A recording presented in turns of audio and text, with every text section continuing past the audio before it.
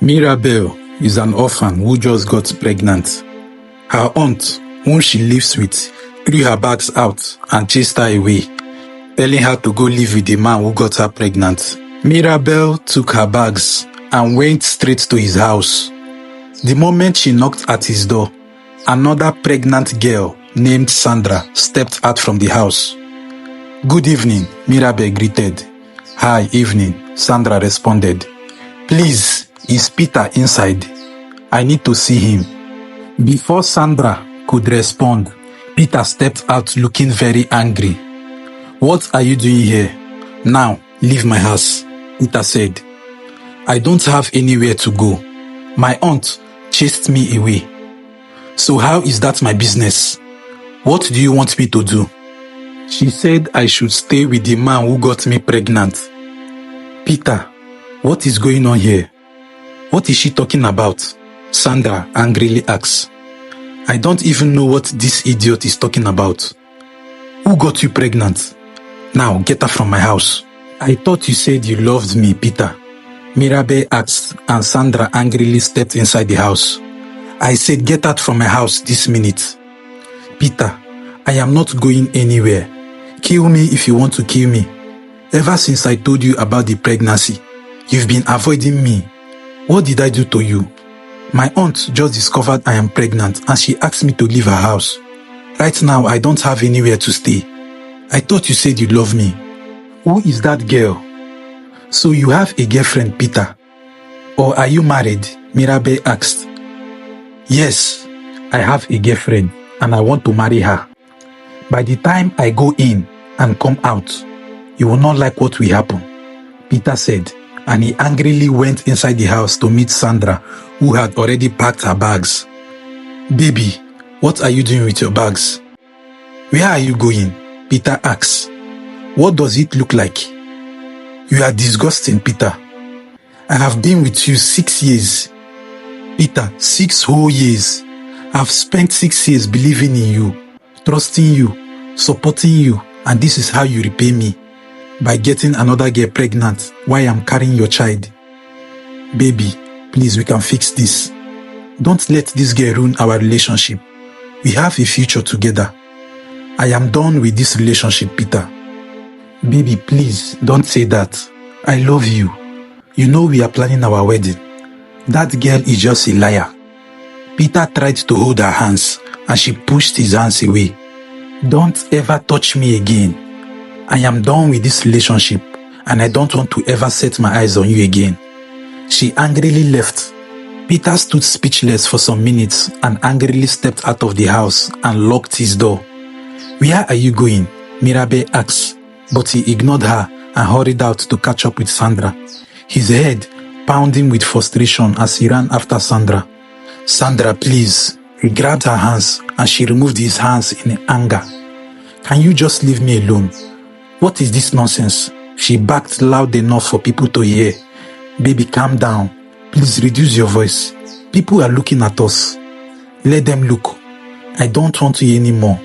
Can't you just get it? Leave me alone." She shouted louder and walked away. Peter felt embarrassed and he walked straight into the nearest bar to cool off his head. Mirabel hesitated outside Peter's house for a long time, staring at the door he had locked. The man she thought loved her had just abandoned her like she was nothing. Her heart pounded with anger, fear, and regret. She is homeless, pregnant, and completely alone. After waiting for hours without seeing any sign of Peter's return, she decided to go to Peter's family's house. When Mirabel arrived at Peter's family's house, it was already late. She stood by the door, gathering the courage to knock. Finally, she took a deep breath and knocked. Moments later, a middle-aged woman opened the door. "Good evening, ma," Mirabel greeted. "Evening, my dear. Who are you?" "My name is Mirabel. I need to speak with you about your son, Peter." "My son? What happened to him? And why are you crying? I hope there's no problem." "Ma, Peter got me pregnant. And ever since I told him about it, he has been avoiding me. Today, my aunt discovered I am pregnant and she chased me away. I went to Peter's house. He asked me to leave and he locked his door, leaving me outside and went out. I don't know if he will return this night. That is why I decided to come here. I have nowhere to stay. Peter's mother stared at her for a moment, then told her to come inside. Inside the house, Peter's mother studied her closely. So you are saying my son got you pregnant and abandoned you? She finally asked. Yes, ma. How long have you been pregnant? It's been 3 weeks, ma. It's okay. You can stay here with me. Tomorrow, I will invite Peter and we will sort things out. Thank you so much, ma. At the bar, Peter had drowned himself with alcohol. The thought of losing Sandra and going back to his house to meet Mirabel made him very angry. Instead of going back to his house, he decided to stay at his friend's place that night. The next morning, his mother called him on the phone and he went straight to see her. Immediately he stepped inside and saw Mirabel. He became very angry. Mama, what is this idiot doing here? Who brought this idiot here? Peter, sit down, the mother said. Mama, I am not going to sit down. What is she doing here? Listen, Mirabel, if you don't want to get me angry now, get out from this house before I lose it. She is not going anywhere, Peter. How could you get 2 girls pregnant? Your girlfriend Sandra is heavily pregnant and today another girl is also pregnant for you.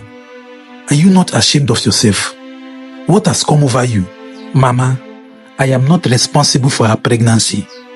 When a girl is stupid, her private part suffers the most. This stupid girl opens her leg for all the boys in this village. She doesn't even know who the father of her child is. She's a public toilet. And now she's trying to pin the pregnancy on me. Peter, you know you met me a virgin. You are the only man in my life. Mama, I've been trying to hold myself, but I can't anymore. I want her out of this house right now. I will beat her up if she doesn't leave this house this minute. I will beat the hell out of her right now. Try it. No, try it. I dare you to try it. What is wrong with you? Are you not ashamed of yourself for getting 2 girls pregnant at the same time? The earlier you accept this pregnancy, the better for you, because she's not going anywhere. She will stay here until she gives birth. Stay where? Mama, it can never happen, I swear to God. Except you want me to kill her, and I will gladly do it and go to prison. She can never stay here. Never. Peter angrily said. At that moment, they heard a knock at the door. It was Sandra. Peter was shocked to see her, and Sandra was also shocked to see Mirabel. She greeted Peter's mother and sat down. Ma, I came to report what Peter did. But since Peter is here with her, it all makes sense to me now. Baby, I did not bring this stupid girl here. She came on her own. You will take responsibility for both pregnancy whether you like it or not.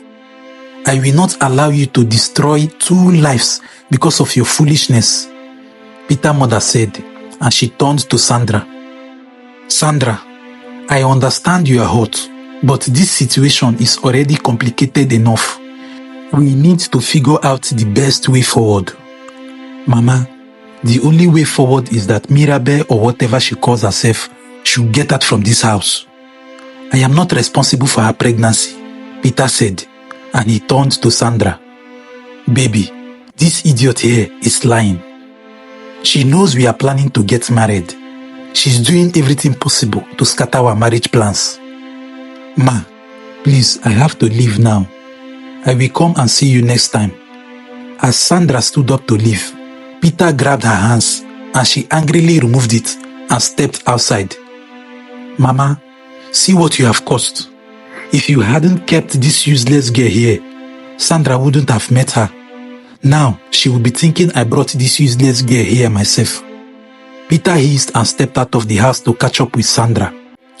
The reality of the situation hit Mirabel like a heavy stone. She was carrying a child whose father wanted nothing to do with her. She had no home, no love, no support, except for the kindness of the woman before her. Peter's mother sighed deeply and reached for Mirabel's hands. Don't let his words get to you. I know this is hard for you, but you are not alone. No matter what happens, I will stand by you. Mirabel nodded, wiping her tears. Thank you, Ma. I never thought my life would turn out like this. I never knew Peter had a girlfriend. He had always wanted me to be his girlfriend, and I accepted him. I never knew he has a girlfriend that is heavily pregnant for him. I loved Peter. I believed every word he told me when we met. I thought we had a future. Love can be painful, but it is in moments like this that we see people for who they truly are. Before Mirabel could respond, the door burst open.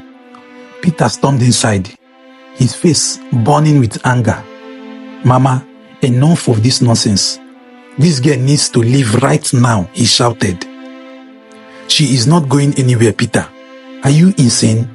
Peter forcefully dragged Mirabel from the chair. His mother tried to stop him, and he shoved his mother's hands off him. His mother lost her balance. Her foot slipped on the floor, and she fell backwards and hit her head on the edge of a wooden center table. For a brief moment, there was a complete silence. Peter, what have you done? Have you seen what you caused? Please, let's rush her to the hospital. Please, she's bleeding. They quickly rushed her to a nearby hospital. At the hospital, Peter couldn't take his eyes off the emergency room door, checking every second. The doctors had taken his mother in, but there was still no news. Mirabel sat on a plastic chair, crying. Moments later, Sandra stormed into the hospital looking worried. Peter, where is she? What happened to her? I thought you were joking when I got your text.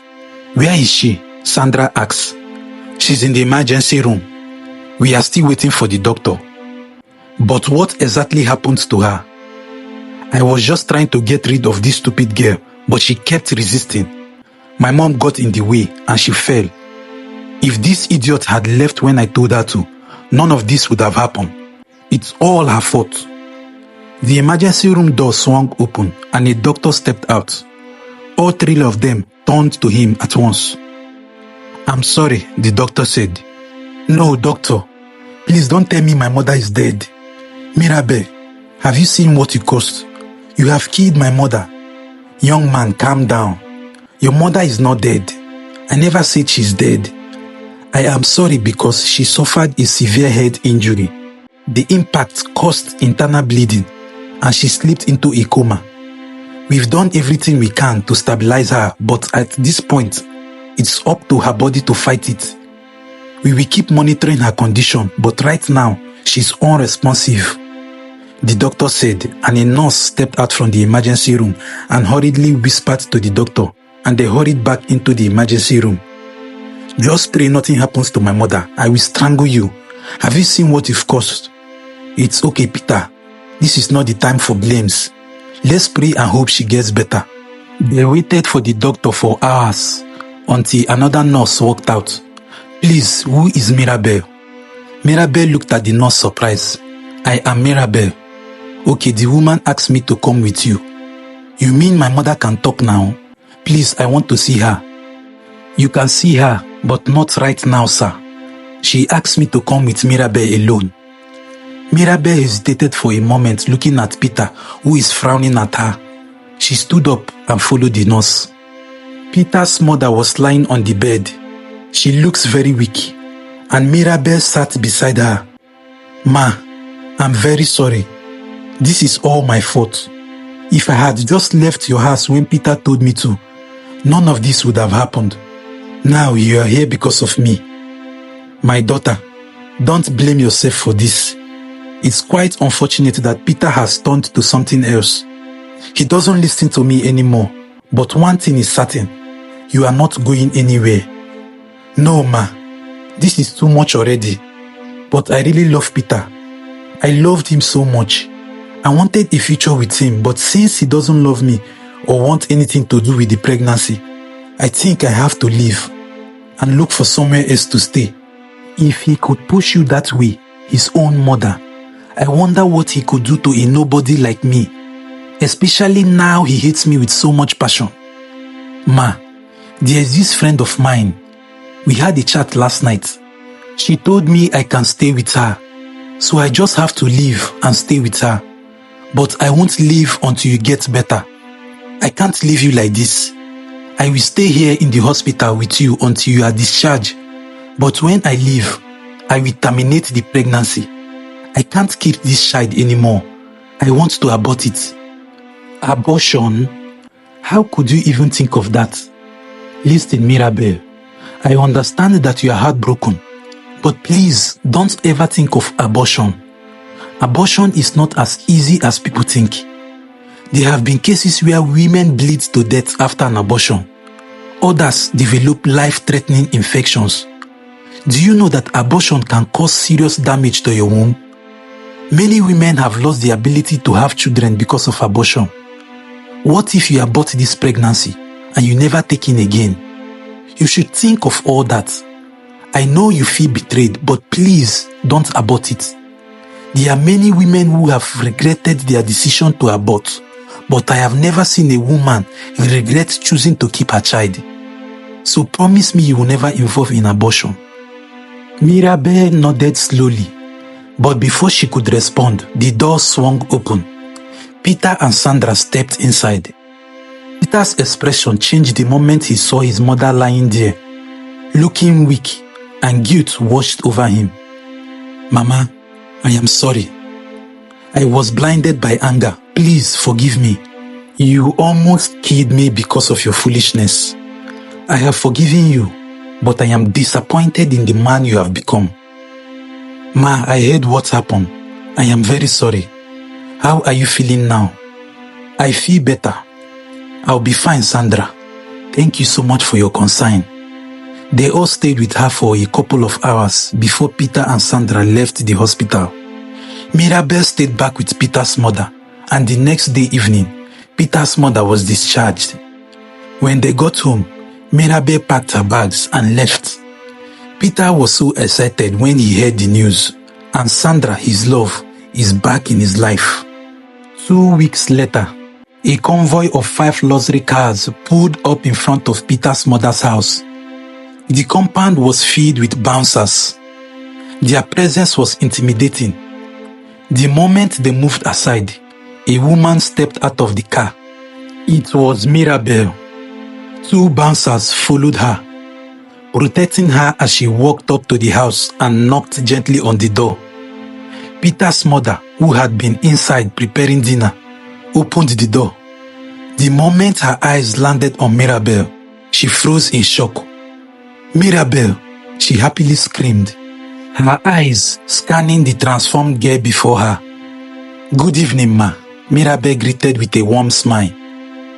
Peter's mother couldn't believe what she was seeing. The girl who had left her house with nothing but a small bag was now standing in front of her, looking rich and powerful. My daughter, please come inside.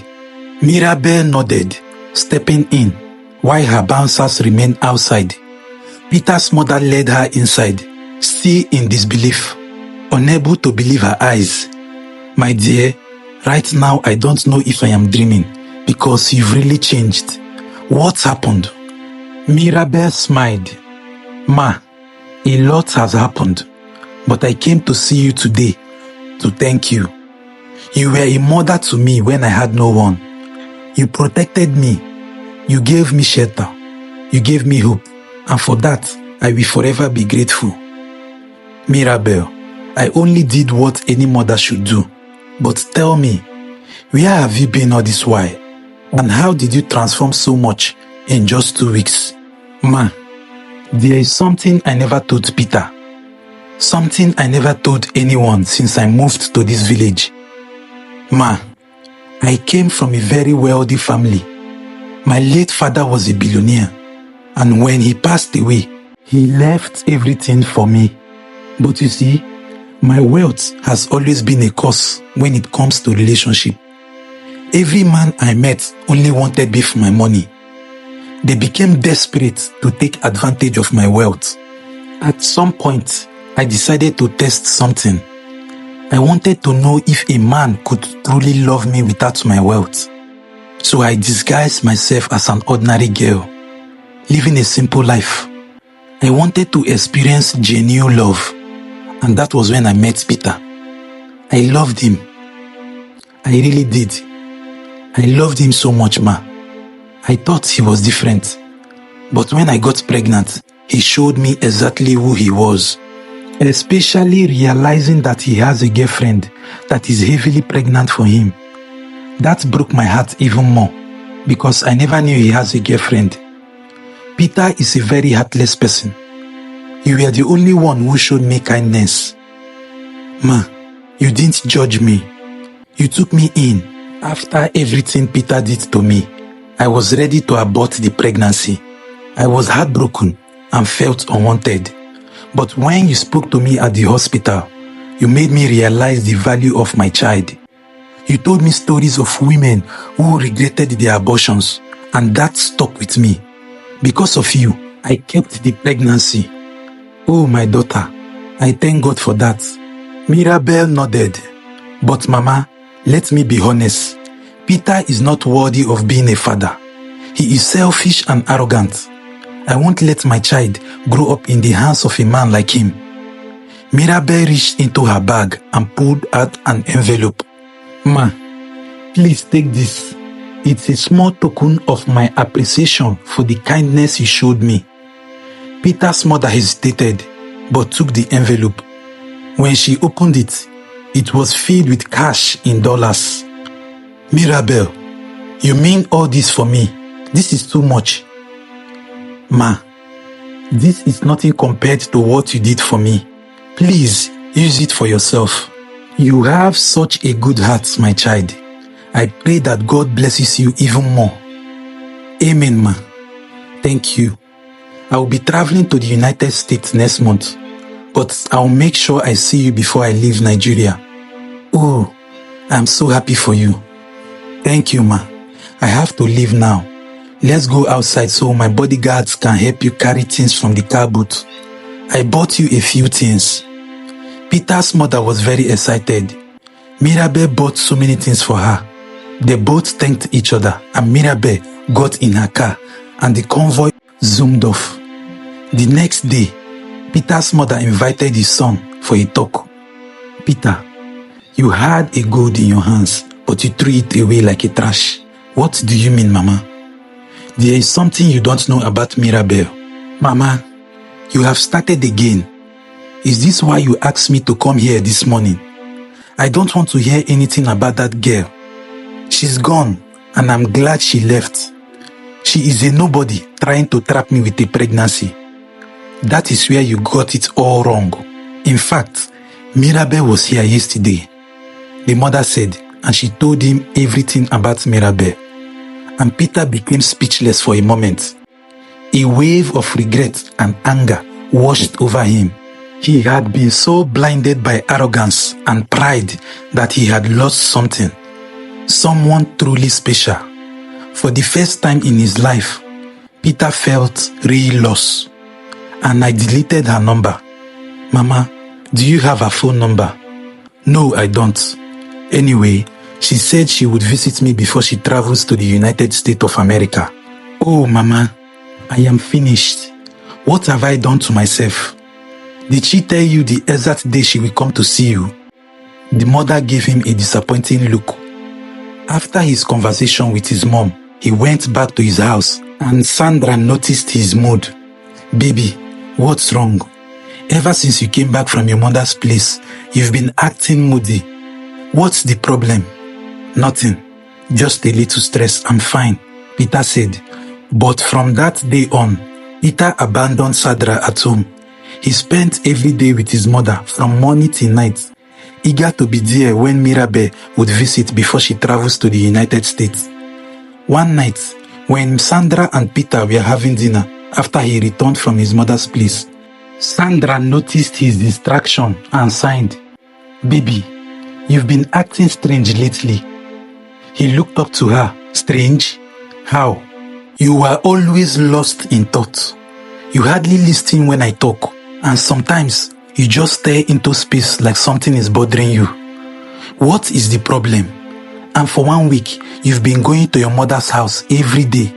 You stay there from morning till night before you return home. You don't even go to work anymore. I am not saying you shouldn't go to see your mother, but leaving me in this house alone from morning till night hurts me a lot.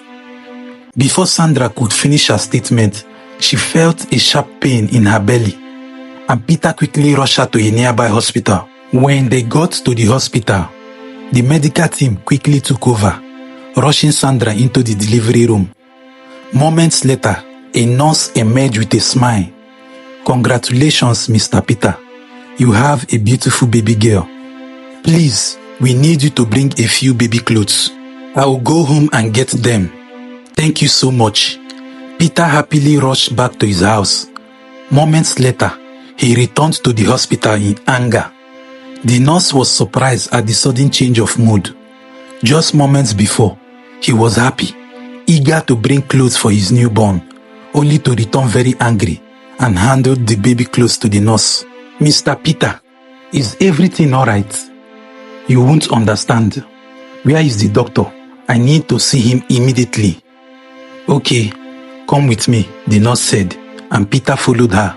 The next day evening, Peter took Sandra and the baby home. On their way home, Peter angrily struck up a conversation. So you want me to father a child that is not mine? Peter asked. What are you talking about? Sandra asked in surprise. Stop pretending like you don't know what I'm talking about. You know exactly what I am talking about. By the way, I did a DNA test on the baby yesterday. The baby is not mine. What are you saying, Peter? That's not possible. Oh, it's very possible. And I wouldn't have known if you had took your phone to the hospital. When I got home to bring your baby clothes, your phone had a notification. And when I checked, I saw a message and I read it. I read all the conversation you had with John. So the John you always talked about is your ex and not your cousin. Fear gripped Sandra. Peter, please, I can explain. So all these years, you've been meeting with your ex. He got you pregnant and you pinned the pregnancy on me. Baby, please forgive me. It was a mistake. I couldn't tell you because I don't want to lose you. I am sorry. Sorry for what? I have already reported everything to your parents and they know you are coming. So I believe they are expecting you. By the way, all your bags, everything that belongs to you are packed inside the boot of this taxi. I don't want to ever set my eyes on you again. Peter, please, don't do this. We can fix this. I love you, please, we can fix this. Driver, take her to the address I gave you, Peter said, and he stepped out of the taxi and slammed the door shut. Peter, please, Sandra screamed, but he turned and walked away without looking back. The taxi driver hesitated for a moment, watching Peter disappear into the distance. Then, without a word, he started the engine and drove off. As Peter walked down the road, not wanting to return to his empty house, he decided to visit his mother. He needed to clear his head, to think. As he approached his mother's house, he noticed several luxury cars are parked in front. The moment he reached the entrance, two tall, intimidating men in black suits blocked his way. Step back, one of them ordered. Peter frowned. This is my mother's house. Who are you and what are you doing here? The bouncer exchanged a glance with his partner before speaking into an earpiece. Moments later, the door opened and Mirabel stepped out. Peter was shocked at her beautiful transformation. This was the same girl he had chased away, humiliated and abandoned. But now she stood before him, glowing with success, while he had nothing left. Won't you come in? Mirabel asked, and Peter walked in, feeling like a stranger in his own mother's house. His mother sat on the chair, feeling both relieved and sad. Mirabel, I am just coming from the hospital. Sandra betrayed me. I know. Your mom told me everything.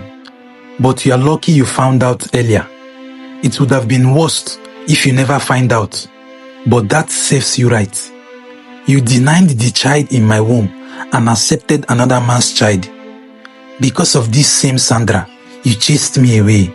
You called me a public toilet, but I gave my virginity to you. Well, I only pretended to be poor just to find true love. The woman you knew as my aunt was hired. She was never my aunt. We are not related in any way. She's a total stranger. I only paid her. Funny enough, when I met you, I thought you are the best thing that has ever happened to me. I never knew you'd be the worst. And because of your wickedness, you would have even killed your mom just because you want me out of your life. I am very sorry, Mirabel. I don't know what came over me. Let's fix things. I love you. I want you back in my life. I have forgiven you long time ago. But when a mirror is broken, it can never be fixed, no matter how much you try. Love isn't something you turn on and off when it's convenient. You don't deserve to be the father to my child. I have forgiven you, but when I give birth, you will never set your eyes on my child. Mirabel, please, don't say that. Let's fix things, please. I promise you I will be a better man. Mirabel turned to Peter's mother. Ma, you were the only one who showed me kindness. You are the only reason I kept my child, and I will never forget that. Mirabel handed her an envelope. This is for you, Mama. It's a check of 5 million naira. I'll be traveling to the United States next week. But whenever I visit Nigeria, I will always come to check on you. You are still giving me more money after everything my son did to you. Thank you so much, my daughter. May God bless you. Amen, Ma. I have to leave now. Mirabel, please. Mirabel ignored him and stormed out. Moments later, the convoy of her luxury cars drove off. Peter sat there, his heart filled with regret and shattering into pieces. Peter, you had a diamond, but you treated her like a stone. Now, someone else will cherish what you threw away.